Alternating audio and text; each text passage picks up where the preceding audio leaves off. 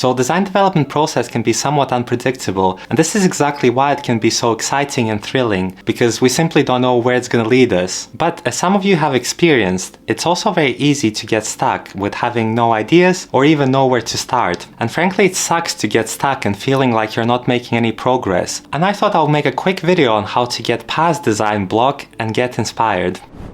So the tip number one is to do an image search, and this tip might sound quite obvious, but architecture is quite visual art, and so it does make sense to get inspired by looking through different images. But I think it is important to know where to start that search, and my advice would be always start with a library or reputable blogs, because the quality of publications that are available in the library and in the blogs are usually quite high. You know, the images are curated, the text is selective, and there's no fluff in it. I would not recommend necessarily going into Google Images on Pinterest, because those are AI engines and they're quite good, but they're only good if you know specifically what you're after. If you don't know what you're after, it's very easy to get into a rabbit hole of all sorts of weird and irrelevant information. Number two, to get inspired, is the reading. And reading is great because it kind of activates different parts of your brain to the visual stimulus. The way the information is usually presented is very linear, and there's a chronologic way of how the information is laid out. It's typically quite easy to follow and to get inspired. Unfortunately, reading books, and architectural books specifically, can be quite tedious because they're usually quite technical and the language is not super accessible, so they can be quite boring. But the way around this in this day and age is the audiobooks. I used to not like listening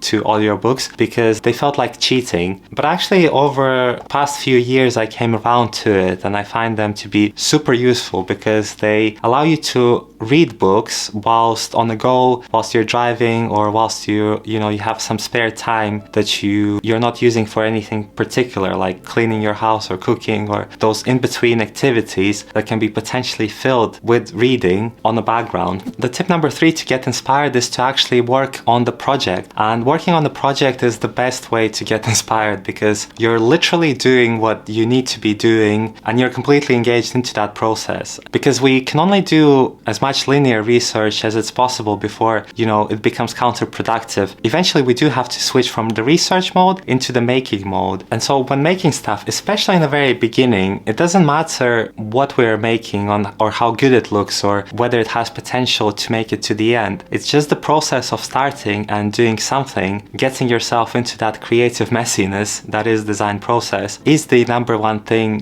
to get your creativity going, because eventually over some period of time you're gonna get from those initial bad ideas to something a bit more tangible and more applicable. So tip number four is to switch activities. Whenever we are in the state of production and we are rushing through our design process like a headless chicken trying to come up with that brilliant solution, we do tend to forget to stop and pause. Stopping and having a break is really a vital part of design process because it allows you to look at the problems that you have in a different way, but it can be quite difficult to do that in the midst of that process. What helps me is switching up the activities a little bit. I would intentionally schedule time slots for physical exercise, like going to gym or going for a run, which surprisingly would kind of reset the thinking. And then when I would come back to the project and I would look at the problem, new ideas and new connections would come up. The other approach to this is, of course, seeing friends and seeing your relatives, because again, that allows for that transition to happen between doing and kind of not doing and being in a completely different zone.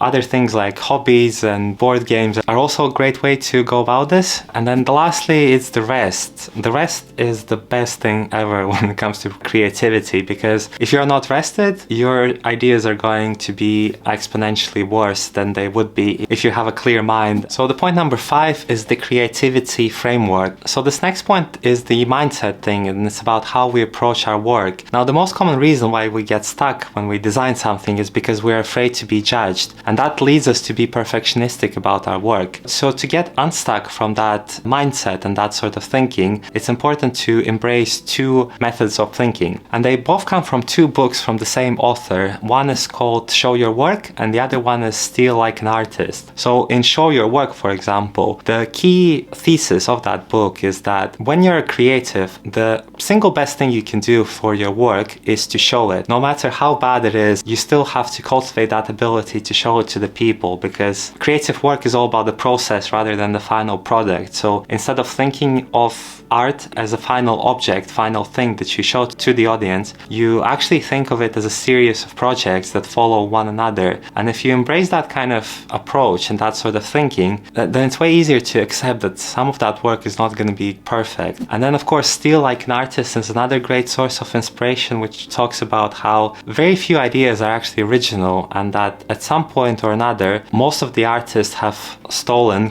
quote unquote, some of the ideas. But the genius is not like for like stealing, because that would be plagiarism. It's the addition of the personal touch to the ideas that you steal. It's not purely just taking somebody else's idea, it's perhaps taking one or two ideas from different sources and combining them in unusual and interesting ways and adding your flavor to it.